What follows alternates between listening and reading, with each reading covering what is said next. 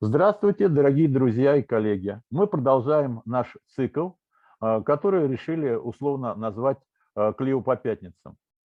Что такое Клио, я думаю, большинство уже знает, что это древнегреческая богиня, которая была одной из дочерей матери Немазины, матери памяти, и она, так сказать, была богиней, которая отвечала за историю. Но у нас Клио расшифровывается немного по-другому. Это аббревиатура слова «Клуб любителей истории Отечества».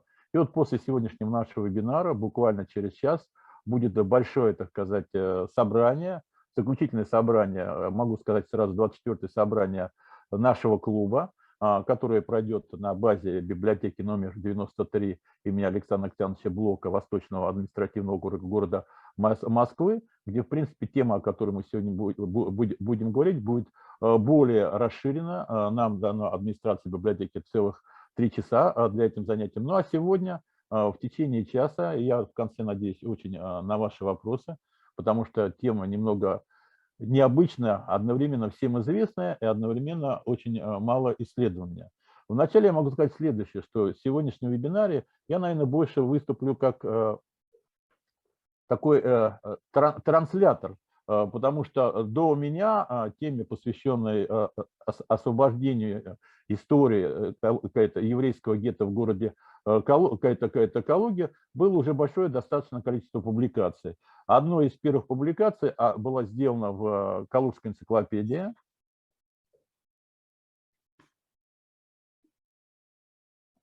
Это второе издание, которое вышло еще в 2005 году.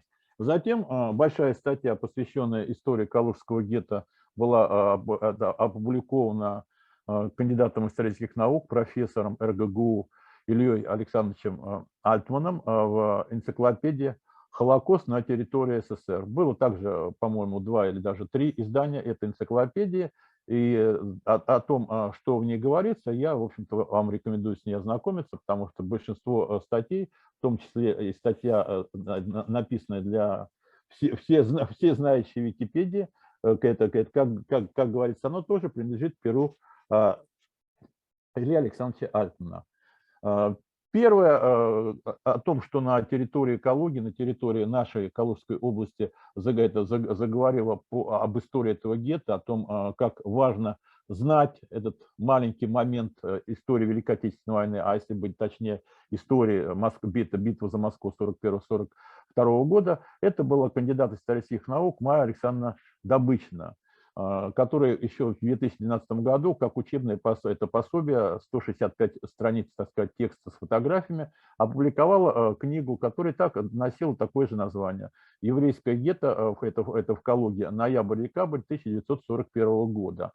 В связи с тем, что я бы хотел немного сказать о тех людях, которые к этому приложили наибольшее, так сказать, влияние, и немного о том, что оба этих автора, посвятивших себя изучению темы, о которой сегодня пойдет речь, они, так сказать, мне были лично знакомы, и, мягко говоря, с первых шагов они являются, так сказать, однокашниками с Ильей Александровичем. Мы учились на дневном отделении. С Майей Александровна, я узнал ее немного подальше, когда она уже была в нашем институте, точнее, в НИДАДе, готовила свою кандидатскую диссертацию, которая была посвящена истории архивного дела на территории Калужской области. И затем многократно встречались на разных конференциях, а Илье Александровичу, так сказать, и его команде я благодарен тем, что ровно 3 года тому назад я закончил курсы, так сказать, под названием «История Холокоста и геноцидов». Я думаю, еще раз говорить о том, что такое, так сказать, Холокост и что это сегодня нельзя говорить ни слова о том, что если мы хотим узнать эту подлинную историю Великой Отечественной этой войны, то без темы истории Холокоста, то, что, как я просто напомню, идет разговор о слове всесожжения по отношению к еврейскому народу, мы просто без этого не можем обойтись. Сегодня, как никогда, актуальна вообще, так сказать, история геноцидов, и очень сложно было, наверное, себе представить в прошлом веке, когда, так сказать, организовывался этот центр. Мне посчастливилось быть в начале, еще в декабре 1990 года, на первом заседании научно-просветительного центра «Холокост», который тогда возглавлял Александр Гефтер. его я еще процитирую, так сказать, в нашем рассказе о том, что через какое-то время, буквально через 10-20 лет на территории некоторых постсоветских республик, так сказать, возрождение нацистской идеологии, возрождение, так сказать, превосходства одной расы, одной нации, одного на другой приобретет значение чуть ли, извините, не государственной идеологии. И как раз свой, так сказать, начало уже непосредственно к нашей теме я хочу процитировать Михаила Гефтера. Извините, я оговорился, Михаила Гефтера. Что такое геноцид? Это 6 миллионов евреев, расстрелянных, удушенных в газовых камерах. 6 миллионов, и каждый в отдельности. Это память, противящаяся забвению. Это зов людей к взаимной близости, недоступной без запрета на убийство. Это убеждение. Нет геноцида против кого-то. Геноцид всегда против всех. Я полностью разделяю мнение профессора Альтмана о том, что геноцид, или, как мы будем говорить, это Холокост, начался на территории Советского Союза 22 июня 1941 года, как только, так сказать, началась Великая Отечественная война. Можно по-разному относиться к этой проблематике. Дело в том, что большинство, наверное, моих сегодняшних слушателей и участников нашего вебинара все-таки воспитано на, так сказать, традиционной идеологии, когда, так сказать, выделение какой-то нации, страдания этой нации, гибели членов этой нации в годы Великой Отечественной войны, мы всегда говорили о том, что советский патриотизм, советский народ, не выделяя вклад каждой нации в нашу общую победу. Сейчас немного историография изменилась, потому что изменилось и мнение. И вот когда, так сказать, изучаешь огромное количество материалов, то на территории постсоветских республик ко всему к этому есть совершенно разные отношения, совершенно разные значения. Но я прежде всего хотел бы остановиться, так сказать, на некоторых постулатах, чем перейти непосредственно к рассказу об истории Калужского гетто, о его существовании и о ликвидации его частями войск Красной Армии во время Калужской операции 30 декабря 1941 года. Это вообще несколько слов мне хотелось сказать о участии, так сказать, лиц еврейской национальности или просто, будем говорить, евреев в Великой Отечественной войне. Есть отличнейшая книга Ицхака Арада, я с ним однажды с этим автором встречался, он долгое время был директором музея Яд Вашем, имя и память в Израиле, который называется «Они сражались за Родину. Евреи Советского Союза в Великой Отечественной войне». Здесь очень документально и очень, так сказать, прекрасно изложено о том, что среди героев Советского Союза высшее, как мы все знаем, воинское звание в период СССР находилось от 120 до 150 героев Советского Союза. Почему с этим было связано? Кто-то говорил в то время конкретно, что он еврей, а кто-то, так сказать, будучи евреем, но скрывая свою национальность по разным причинам, он как раз, так сказать, будучи евреем, прошел совершенно под другой национальности, чаще всего как украинец или белорус. Если говорить непосредственно о геноциде на территории Советского Союза, он начался, как я уже это повторяю, сразу же 22 июня. Сразу же, как только, так сказать, захватывалась немецко-фашистскими войсками часть территории Советского Союза, тут же происходило выявление, прежде всего регистрация, а затем уничтожение всяческими способами, так сказать, через унижение, через лишение элементарных человеческих прав и элементарных человеческих потребностей лиц еврейской национальности, и не только непосредственно евреев, но и тем, кому немецкому оккупационному режиму казалось, что этот человек еврей. Так что вместе с евреями пострадали очень многие граждане Советского Союза, какие-то по причине, так сказать, своих религиозных убеждений, или точнее, так сказать, исполнения своих религиозных обрядов, такой как, например, для мужчин, как обряд обрезания, или принадлежащий также к нации, которые, так сказать, немцы уничтожали или подлежало по их понятиям уничтожения, такой как национальность цыгане или национальность, самоназвание национальность Рома-Синти. Сегодня на эту тему написано очень-очень много. Я хотел бы обратить внимание на одну из таких монографий. Это монография Ганса Момзена «Нацистский режим уничтожения евреев в Европе». Очень интересная монография с огромным количеством, так сказать, немецкого, видного немецкого историка. В этом отношении, к сожалению, он уже, так сказать, ушедший в 2015 году из жизни, где он, обработав огромное количество материалов, показывает, как развивалась, так сказать, идея нацизма. Вначале, естественно, ставился известная книга, так сказать, Адольфа Гитлера «Майн кампф». Затем шла программа нацистской партии, 25 пунктов, которые немцы со свойственным им педантичности, я имею в виду того времени, выполнялся, где 4 и 5 пункт этой программы гласило о том, что надо, необходимо евреев не только вытеснить из всяческой жизни, не только их лишить всех норм, чтобы они просто сами, так сказать, уезжали из Германии, но и впоследствии, так сказать, это привело к тому, от депортации к ликвидации.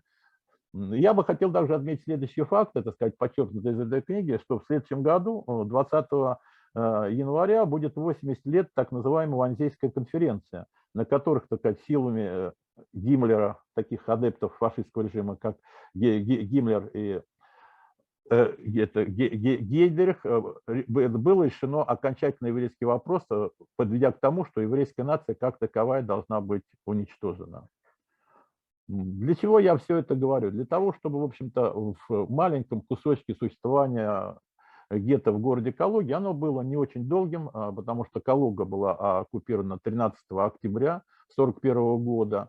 Непосредственно, так сказать, регистрация и начало создания немецко-фашистской, период немецко-фашистской оккупации самого гетто, оно приходится где-то на 1-8, так сказать, ноября 1941 года. И непосредственно, так сказать, еще перед началом фашисты 22 декабря того же года, того же 1941 года, попытались это гетто уничтожить, а 30 числа полностью нашими войсками была обсуждена город Калуга. И при этом, так сказать, хочется привести такой же факт, что при этом, при освобождении этого города погибло около 2000 наших советских бойцов, в том числе и лиц еврейской национальности, как бы мы сегодня сказали, которые, так сказать, освобождали своих единоплеменников. Следующим фактором, которым мне хотелось также обратить внимание, что изучая историю гетто, одного маленького гетто, стоит отметить следующее. В этом году наша Калуга отметила свое 630-летие. Традиционно, так сказать, в сознании советских людей, нынешнего поколения россиян, Калуга является городом космонавтики. Для более узкого круга людей, которые, так сказать, принимают военную историю и служат в памяти военной истории, такие как поисковики, как волонтеры Победы, как ребята из Юнгвардии, российское движение школьников. Калуга – это еще родина организованного поискового движения, начиная с марта 1988 года. И мне бы хотелось, так сказать, обращаясь к моим слушателям, надеюсь, большинство из них – это педагоги различных уровней нашего образования, от школы до вузов, которые рассматривают данную проблему с тем, какие темы, с какой целью стоит изучать, и надо ли это делать сегодня. О том, что надо это делать сегодня, я думаю, уже вопрос абсолютно решен, что столько при открытии темы Холокоста и столько, так сказать, получившейся эту тему изучения мировое признание, повторяю, мировое это признание, хотя в основном речь идет об Холокосте по отношению к европейскому, так сказать, еврейству. Еще много не открытого. Я только еще продемонстрировал вам одну книгу, которая написана по материалам Российского государственного военного архива. Она была еще издана в начале этого века двумя авторами, и она имела очень интересное название «Анатомия Холокоста. Начало, Германия 33-39 год». Здесь собраны все документы, которые хранятся в Российском государственном военном архиве. Еще раз скажу его адрес, это город Москва, улица Адмирала Макарова, дом 29. Здесь собраны прежде всего нацистские документы из нацистских фондов, которые как-то показывали законотворческую и документированную историю того, как немцы в своей идеологии, своей человеконенавистской идеологии, которая, в общем-то, многократно, прежде всего, в советское время употреблялась как коричневая чума 20 века, притворяли в жизнь свой человеконенавистский план по уничтожению целой нации. Наверное, никогда в истории, так сказать, мировой истории над одним народом не нависло такое проклятие лишь за то, что человек родился евреем. Есть одно выражение известного исследователя темы Холокоста, которое звучит примерно так, и на которое я бы, так сказать, постараюсь опереться, что все люди разных национальностей были жертвами нацизма, но евреи были жертвами нацизма, потому что они евреи. Вот очень интересная мысль. И теперь я снова вернусь к экологии, где сегодня, в общем-то, в канун знаменательной памятной даты 80-летия освобождения и, так сказать, ликвидации еврейского гетто, так сказать, это в Калуге, я бы хотел бы указать на следующее. Прежде всего, следует сказать, что несмотря на то, что благодаря силами местной еврейской общины, силами, так сказать, активистов, силами ребят из школы интерната номер 1 города Калуги, в Калуге есть памятное место, это бывший Казанский монастырь, затем это был кооперативный это поселок, затем это было здание архива, где это гетто непосредственно непосредственно находилось, так сказать. Ну, понятно, что стараниями немецких оккупационных войск. В Калуге нет еще такого достаточно большого памятного знака. Недавно в одной из известных, так сказать, московских газет «Метро», которая распространяется, в общем-то, среди тех, кто пользуется этим самым популярным видом транспорта москвичей, была опубликована статья, так сказать, как основное уже упоминание профессора Альтмана, профессора РГГУ Ильи Александровича Альтмана, посвященной истории этого гетто. Сейчас я вам вкратце ее изложу, делая акценты на то, что мне кажется немаловажным. Но перед этим я хочу сказать о том, что я не зря хочу рассматривать эту тему не как отдельный факт, а как факт в системе общего изучения Холокоста. 2 года назад журнал преподавания истории в школе, 5-й номер, 19 год, был полностью посвящен истории изучения Холокоста на территории Советского Союза. Здесь как раз огромное количество материалов наших исследователей, и в частности вот статья Ильи Александровича Альтмана и его сотрудницы Марии Гилевой «История Холокоста. Вопросах и ответах».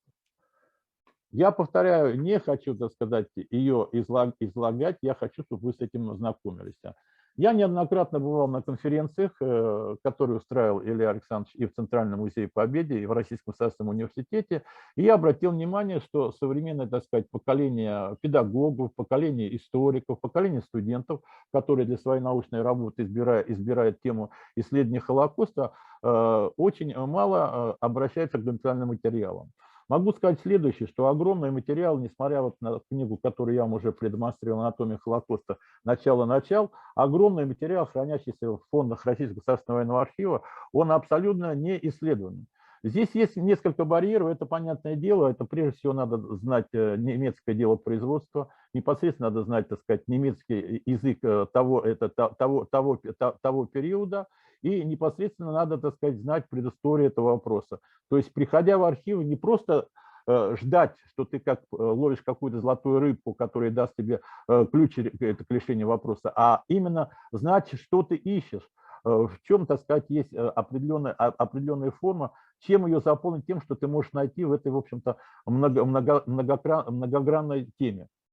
И вот здесь я хотел бы продемонстрировать очень интересный вариант, который связан с тем, что только как настроиться на темы документального освещения темы Холокоста, в частности, так сказать, история еврейского гетто в городе Калуге, это тем, что несколько лет тому назад, это буквально, так сказать, в 2019 году, я побывал благодаря Центру Холокост на выставке, так сказать, в Новой Третьяковке на Крымском мосту в городе Москве Хаима Сокола, который, так сказать, дает очень интересную сентенцию по отношению к своим работам. Я не буду это демонстрировать, я думаю, так сказать, этот автор, художник, вы о нем много знаете, или, во всяком случае, несложно узнать.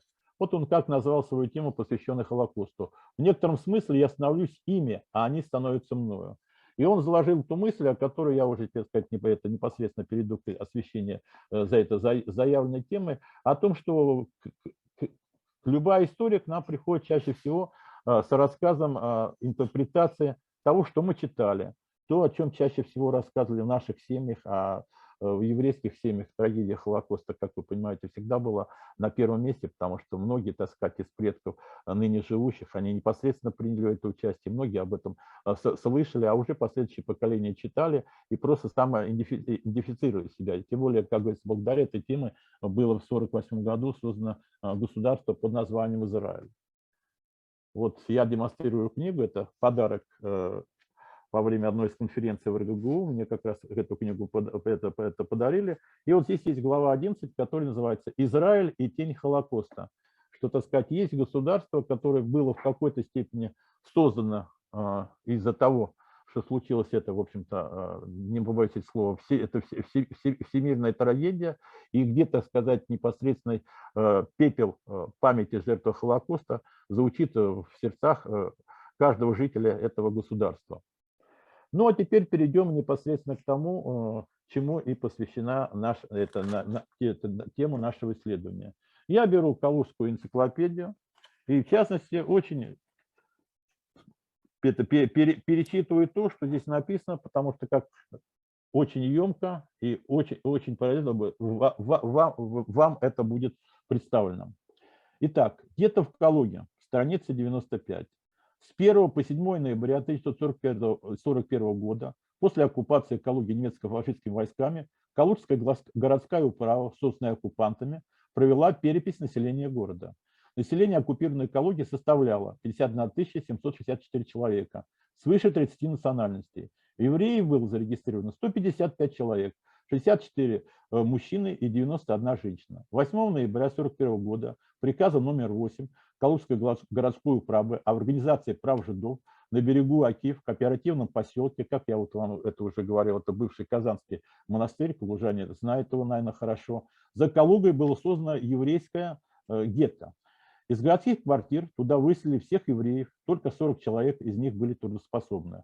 Я объясню сейчас небольшой, так сказать, комментарий. Дело в том, что Калуга от Москвы расположена очень далеко, очень хорошее транспортное сообщение, это всего лишь 180 километров. И чем ближе, так сказать, фронт приближался к городу, любой, так сказать, это поколение трудоспособное, оно, в общем-то, очень могло быстро эвакуироваться в сторону Москвы, в сторону, будем говорить, Востока. Поэтому, в общем-то, и такое население осталось естественным образом. Итак, 8 ноября 1941 года приказом номер 8 Калужской городской управы об организации прав жидов на берегу Оки в кооперативном поселке за Калугой было создано еврейское гетто. Из городских квартир туда выселили всех евреев. Только 40 человек из них были трудоспособны. Ежедневно под конвоем полицейских свыше 100 евреев, в том числе дети и старики, а в основном это составляли дети, старики, женщины и лица, которые мы сегодня на это назвали лица нетрудоспособные в связи с болезнью. Просто люди-инвалиды. Работали на уборке трупов, очистке туалетов и мусорных ям, расчистке улиц и завалов. Евреи избрали совет гетто и старосту Михаила Фромкеля. Ну, в разных изданиях он по-разному, так сказать, имя и фамилия этого человека проходит. Он один имел право обращаться к городским властям. Евреев обязывали вышивать на одежду желтые звезды Давида, запретили выходить в город, пользоваться электричеством, городской баней, столовой, больницей и базаром. Хочется сказать сразу, что вот это впервые, это первое освобожденное гетто в Европе, оно имело, так сказать, свое своеобразие. Если традиционно, так сказать, евреям нашивали две звезды в форме шестиконечной звезды, звезда Давида, то вот именно в Калужском гетто за всю историю были обнаружены очень любопытная вещь, что звезда почему-то была пятиконечная. Она так же, как и всюду, нашивалась на груди и с правой стороны на спине. Обитателям гетто выдавали продуктовые карточки с отметкой «Жид». Что это означало? Что, в принципе, там, где была отметка «Жид», тот небольшой паек, который немецкие оккупационные власти выдавали жителям Калуги, он вдобавок урезался в 2 раза. Как и всем калужанам, горуправа выдавала евреям по карточкам по полкилограмма соли, соленых помидоров и огурцов. Периодически гестаповцы и полицейские устраивали где-то обыски, отбирали у людей теплые вещи, обувь, столовую посуду и тому подобные вещи. Самое страшное было в том, что еще в октябре 1941 года, когда фашисты, так сказать, вошли в Калугу, сразу же 14 человек, в основном это были молодые комсомольцы, молодые коммунисты, или как их раньше называли, советские активисты, они были расстреляны. Обыски сопровождались жестоким избиением евреев. Зверски избит это был преподаватель Ревзон и капельмейстер драмтеатра Гутман. Облит бензином и заживо сожжен парализованный старик Гершкович. Осталось очень любопытные вещи. В Калуге в свое время издали еще в конце прошлого века сборник писем, воспоминаний детей, которые выжили после всех этих, в основном, так сказать, ребята в возрасте от 7 чуть-чуть больше, о том, что все время дети вспоминают о том, что все время старались, когда приезжали полицейские, когда гестаповцы неоднократно вырывались в поисках теплых вещей, каких-то ценных вещей, что все время били. То есть не надо было, так сказать, делать какое-то правонарушение, не надо было нарушать какие-то правила, только лишь потому, что видели, что ты еврей, над тебе была вот эта известная звезда, так сказать, желтая звезда Давида, ты уже подвергался этим избиениям, невзирая на какие-то возрасты. Я уже не говорю о такой бесчеловечности, как парализованного человека просто сжигают на глазах всех жителей гетто. Под страхом смерти калужанка Мария Долбаева, школьник Инна Агаркова, Лариса Панкова, Женя Дмитриев и многие другие прибирались в гетто и приносили узникам еду, медикаменты и теплые вещи. Что я здесь могу сказать? Что, а как могли люди даже вот в течение этих практически 6 недель выжить? Лишь благодаря тому, что были люди, впоследствии их назовут праведниками мира, это люди, которые, несмотря на то, что их семьям угрожала это большая угроза, это казнь, большая угроза репрессий, потому что сразу же было немецким командам объявлено, что за, так сказать, если это кого-то находит, кто-то помогает евреям, то брали 15 заложников. Что если ты один помогаешь одному еврею, то за эту жизнь может поплатиться 15 человек. Ребята, вот эти молодые ребята, в основном в тот период были, ну, 8-классники, 15-16 лет, они что делали, ну, по-другому, как в высшей степени героизма, я это не назвать не могу. Выменивали где-то на собственную одежду, доставали медикаменты, прибирались, вот прежде всего, так сказать, школьница, 15-летняя школьница Нина Агаркова в гетто, и давали люди, стремясь поддерживать их жизнь. К сожалению, до сих пор, вот к чему я призываю изучать данную тематику, имена не всех ребят, помогающих жителям, а вы сами понимаете, 155 человек, несмотря на то, что, так сказать, многие были ослаблены, трудно себе представить. Вот сейчас холод на улице, какой холод был тогда, суровой зимой 1941 года. Электричеством пользоваться нельзя, мыться нельзя, выходить в город можно только 3 раза в день, и то это по 3 часа. Как только ты попадаешься кому-то на глазах, прежде всего тех, кто поддерживает врач, то начинает оскорбление и кончая избиениями, тебе могут просто убить, и никто, так сказать, на это не обратит никакого внимания. Приносили, значит, как я вам уже говорил, узникам еду, медикаменты и теплые вещи. 21 декабря 1941 года, когда войска подвижной группы 50 армии генерала Бодена завязали стадионные бои по освобождению Калуги, гитлеровцы подожгли гетто, а пытавшихся выбраться из горячих домов евреев расстреливали. Всего в этот период погибло 25 человек, это уже документально установлено. Оставшиеся в живых разбежались и спрятались в бомбоубежищах либо домах калужан. Как я уже говорил, с освобождением Калуги прекратила, так сказать, свое, так сказать, существование и первое освобожденное гетто в Европе. Естественно, до, так сказать, 27 января, когда был освобожден главный, так сказать, лагерь, где, так сказать, томились, а затем уничтожались и евреи, Аушвиц-Биркенау, недалеко, так сказать, от польских городов Освенцима и города Кракова, было еще далеко. Но, в принципе, так сказать, уже наказание тем, кто себя проявил во время работы на оккупационной власти, и гибель фашистских преступников, она уже началась. Что здесь удалось узнать непосредственно тем, кто занимался этим? О том, что до сих пор в нашем Калужском государственном архиве хранятся ряд фондов, которые, так сказать, рассказывают о том, какова жизнь была в гетто. 5 лет тому назад, когда, так сказать, отмечалась эта памятная дата 70-летия освобождения еврейского гетто в Калуге, была проведена большая научная конференция местной еврейской общины, где как раз и была презентована книга Марии Александровны Добычина «Еврейское гетто в Калуге». Оно было издано на, так сказать, средства местной еврейской общины и также те люди, которые захотели в какой-то степени увековечить эту память. На этом гетто, в общем-то, выступала Галина Михайловна Гибрук. 5 лет назад она, так сказать, в общем-то, 5 лет назад она как раз имела силу и возможность выступать. В настоящее время я, к сожалению, не знаю, так сказать, какова судьба. Остались интересные воспоминания, когда она 7-летняя девочка вместе со своей 4-летней сестрой пережила ужас всех этих 52 дней. Также, так сказать, эти документы хранятся в материалах, которые отложены в Калужском областном архиве, Государственном областном архиве. Это прежде всего фонд Калужской городской управы, фонд Р-970. Также остались материалы старосты еврейского гетто в городе в Калуге, это фонд Р-975, управление НКВД по Калужской области, потому что как раз воины-чекисты после этого года сразу же стали собирать материалы и исследовать не только, так сказать, историю гетто как таковой, но прежде всего выявлять пособников фашистов и непосредственно тех, кто был участников, организовавших зверства по отношению к еврейскому населению. Также интересен это фонд калужане с их воспоминаниями о Великой Отечественной войне.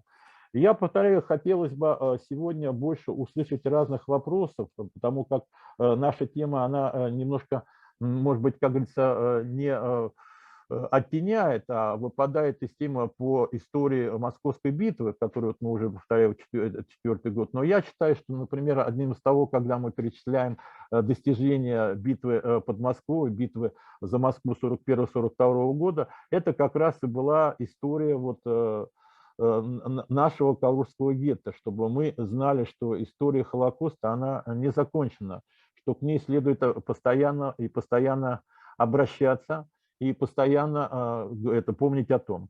В следующем году я бы хотел бы отметить 3 даты, на мой взгляд, которые следовало бы подготовить наших ребят, подготовить, провести, может быть, в рамках вот истории, где меня в рамках деятельности нашей академии, в частности, по секции военная история. Это вот следующая, на мой взгляд, важная дата. Это, прежде всего, 20 января, потому что именно 80 лет назад в Ванзее, в Германии, было, так сказать, проведено совещание высших лидеров фашистского режима по, так сказать, окончательному решению еврейского вопроса. О том, когда вопрос от вытеснения евреев со всех государственных областей, депортации и евреев с территории, так сказать, Германии и подчиненных рейху стран, оно превратилось полностью в полнейшую ликвидацию евреев как населения. Того, что, собственно, мы и называем Холокостом.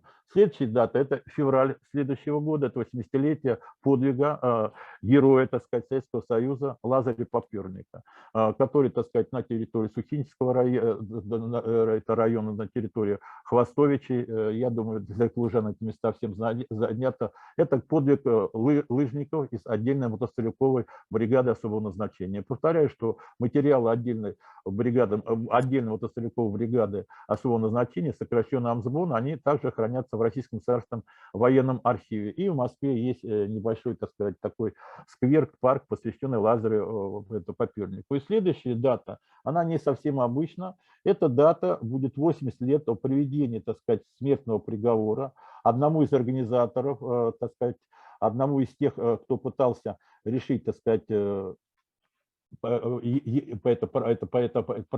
решить еврейский вопрос самыми жестокими методами Адольфу Эйхману, который был в Аргентине выкраден израильскими спецслужбами в 60-м году, был, так сказать, вынесен смертный приговор, который в свое время сколыхнул весь мир, и прежде всего для молодых жителей государства Израиль была открыта вообще глубина всех преступлений по отношению к еврейству. Считаю, вот, что эти 3 даты есть смысл отметить. Но кроме этого, несомненно, так сказать, следует заострить внимание на таких дате, как 27 января следующего года. Это очередная дата освобождения узников лагеря Аушвиц-Биркенау на территории Польской Республики. И одновременно эта дата, как мы знаем, снятия в 1944 году блокады с города-героя Ленинграда. А также 19 апреля, когда все отмечают